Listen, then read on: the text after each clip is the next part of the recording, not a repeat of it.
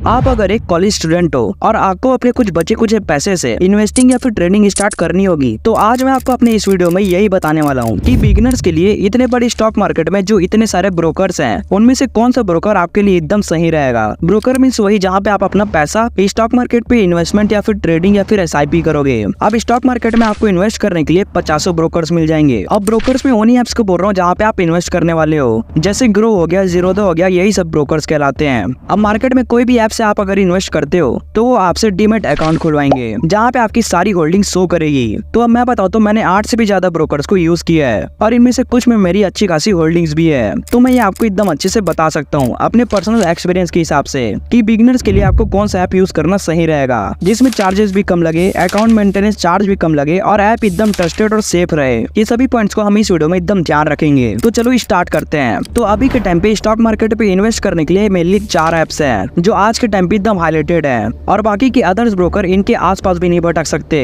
तो वो ब्रोकर्स है, पहला ज़ीरोधा, दूसरा ग्रो, तीसरा एंजल वन, चौथा अपस्टॉक। इन चारों के नाम को आपने कहीं ना कहीं तो सुना ही होगा। इनफैक्ट ग्रो और एंजल वन की तो आपने एड्स भी बहुत सारे देखे होंगे। अब देखो, Zerodha, Angel One, Groww, Upstox, इन चारों को मैंने पर्सनली ट्राई किया है और इनमें से कुछ में मेरी पर्सनल होल्डिंग भी है। तो अब आपके लिए कौन सा ऐप एकदम सही रहेगा, चलो देखते हैं। अब मैं आपको ऐसे ही बता दूं कि ये वाली ऐप एकदम अच्छी है, आप इसे यूज कर सकते हो। ऐसे में अगर डायरेक्ट बोल दूंगा तो एकदम गलत हो जाएगा, इसीलिए हम इस वीडियो पे एकदम प्रॉपर कंपैरिजन करेंगे कि किसके अंदर क्या क्या फीचर्स मिल रहा है, किसके अंदर कितना ज्यादा फीस पे करना पड़ रहा है। इन सभी को कंपेयर करके हम आपके लिए किसी एक ब्रोकर को सेलेक्ट करेंगे। तो सबसे पहले डाउनलोड्स की बात करते हैं। तो इन चारों में से पहला तो ज़ीरोधा के 1 करोड़ प्लस डाउनलोड्स हैं, दूसरा ग्रो के 6 करोड़ प्लस डाउनलोड्स हैं, तीसरा एंजल वन के 5 करोड़ प्लस डाउनलोड्स हैं, चौथा अपस्टॉक के 1 करोड़ प्लस डाउनलोड्स हैं। तो इसमें सबसे ज्यादा ग्रो एप्स के पास डाउनलोड्स हैं, जो 2 से 3 टाइम्स ज्यादा है बाकी एप्स से। अब एक्टिव यूजर्स को देखते हैं। एक्टिव यूजर्स मीन जो प्रॉपर्ली इन एप्स में इन्वेस्ट कर रहे हैं। पहला ज़ीरोधा में 70 लाख प्लस एक्टिव यूजर्स हैं, दूसरा ग्रो के पास 1 करोड़ प्लस एक्टिव यूजर्स हैं,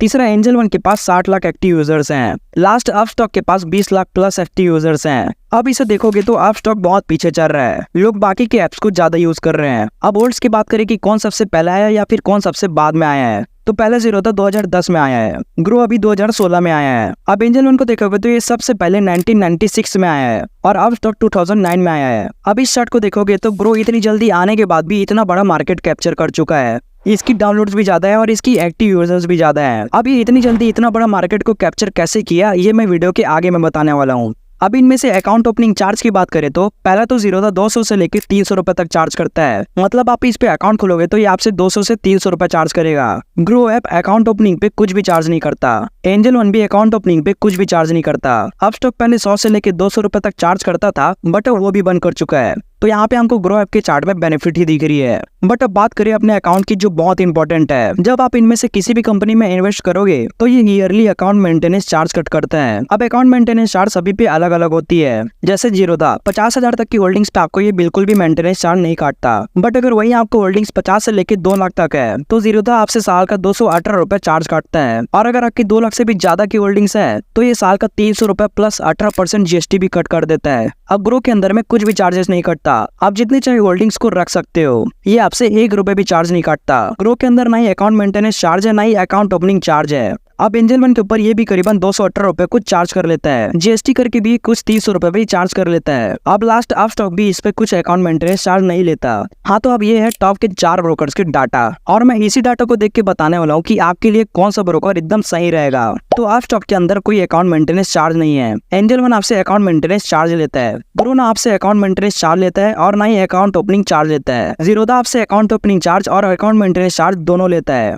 अब आप लोग देख के ये समझ रहे होंगे कि ज़ीरोधा हमसे बहुत ज्यादा पैसे चार्ज कर रहा है, बट हम सिर्फ अकाउंट ओपनिंग और अकाउंट मेंटेनेंस से ये तय नहीं कर सकते कि हमको इस पे इन्वेस्ट या फिर होल्डिंग्स रखनी नहीं चाहिए। अब मैं ऐसा इसलिए बोल रहा हूँ क्योंकि देखो, अगर आप इनमें से किसी में भी ट्रेडिंग करोगे तो इनमें से सभी ब्रोकर्स कुछ न कुछ चार्जेस कट करते हैं। जैसे मान लो कि अगर आपको ट्रेडिंग में 500 रुपए का प्रॉफिट होता है तो ज़ीरोधा आपको 500 रुपए में से सिर्फ 488 रुपीज देगा, ग्रो आपको 483 रुपीज देगा, एंजल वन आपको 487 रुपीज देगा और अपस्टॉक 484 रुपीज देगा। और वही आपको नॉर्मल स्टॉक से प्रॉफिट होता है। जैसे मान लो आपको स्टॉक में से 1000 रुपए का प्रॉफिट हुआ तो ज़ीरोधा आपसे 20 रुपए चार्ज करेगा, ग्रो आपसे 22 रुपए चार्ज करेगा, एंजल वन आपसे 30 रुपए चार्ज करेगा और वही अपस्टॉक आपसे 70 रुपए तक चार्ज करेगा। तो अब इसको देख के लास्ट में मैं यह बोलता हूँ कि आप अगर बिगिनर हो तो आपको 100% ग्रो से ही स्टार्ट करना चाहिए और अगर आपको अच्छी खासी होल्डिंग्स रखनी है और अच्छे खासे इन्वेस्ट करने हैं तो बिल्कुल 100% जीरो से स्टार्ट कर सकते हो। तो बस इस वीडियो में इतना ही। वीडियो पसंद आई तो सब्सक्राइब और लाइक जरूर करें। मिलते हैं मेरी नेक्स्ट वीडियो में।